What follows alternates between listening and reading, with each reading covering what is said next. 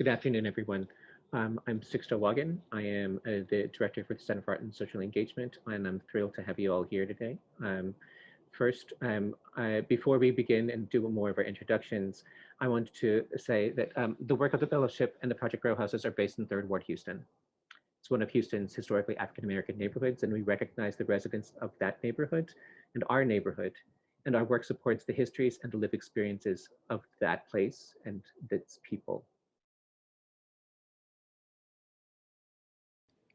This is a story of 5 years of collaboration, thinking, and learning. Many people collaborated in the process, but the we at the center of the daily practice were Ryan Dennis, Project Row House's public art director, and me, Sixto Wagan, the director of the Center for Art and Social Engagement at the University of Houston. This is a reflection of the process spanning many years, developing a narrative that weaves together several individual stories. This narrative focuses on the institution as it builds new relationships and possibilities with its community, and provides an overview highlighting central nodes at the heart of our process. This partnership was built on interlocking histories, shared values, and a commitment to long-term partnership. How can we connect the university, the community, and the community organizations in equitable ways? We had no clear way to translate PRH's 25-year practice into an annually replicable pedagogy, so instead of focusing on teaching the fellows a body of information, we focus on practice-based learning. We were in the kind of process of really codifying a kind of PRH methodology and recognizing the kind of nimbleness and like the organic kind of responsive nature of the organization and how things developed. And we wanted to make sure that was included in the fellowship. So it became clear that we were investing in artists as researchers and not just producers.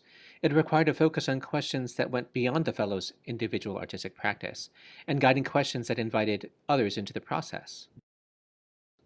We also invested in artists, community members, and academics who were all equal in our understanding and collaboration, each bringing expertise that needed to be recognized and amplified.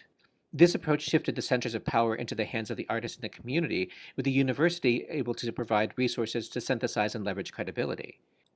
As mentors, Ryan and I grounded the artists within the community and an artist-centered context of Houston, while developing levels of accountability and agency that were different from most residency programs. We invested in a multi-layered relational approach with the artist serving as catalyst. Kind of guiding questions was an opportunity for us to like set a tone for exploration and not kind of arrive into the community with like a certain set of ideas or assumptions about the place. We really wanted them to again spend time to explore certain themes and questions and curiosities. It also fostered new networks and inspired lasting relationships. Each year, we enlisted the fellows as mentors in Project Row House's Summer Studios program. Seeing Regina, seeing Ryan, kind of live in their truth and try to, and live in there, like this is what I do, and and like kind of like, well, a lot of confidence. I think before that, I really didn't like walk around with confidence as an like a Black female artist, but with them being powerful and just confident and just being quirky, it really inspired me like to like help other people like kind of realize that or just make myself be seen. We wove together a community of critical thinkers to support and advise the fellow, a brain trust of paid academics, community leaders, and artists, so that the fellows could connect with advocates and engage community members that had insight to their guiding questions. In year 3, we convened the fellows to gather information about what they had begun learning over time and identify some of the emergent practices and unintended outcomes that would become the signifiers for the work. The themes of mentorship, network weaving, and relational trust emerged as key components. Through this shared viewpoint, some Third Ward residents re-envisioned themselves as artists or stepped into the expertise that they had not claimed prior.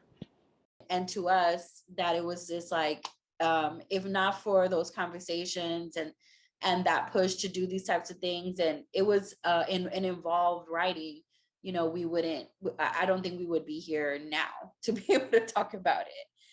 Most definitely, because it came and it allowed us to sustain during that time, and then even to be creative and still thrive. In the most diverse city of the United States, where the faculty in the College of the Arts does not reflect the diversity of our population, this more equitable partnership with Project Row Houses demonstrated a respect for our surrounding community. Ultimately, Ryan and I learned from one another, the fellows, and all our broader community that relational and equity-centered work takes time, requires a true interest in knowing and listening to others. It is deeply transformational. And I think one thing that's cool about the fellowship is that actually it's already thought about deep sustainable care, which makes me really so proud to have been a part of it, because it's ongoing in the future. It's a good format.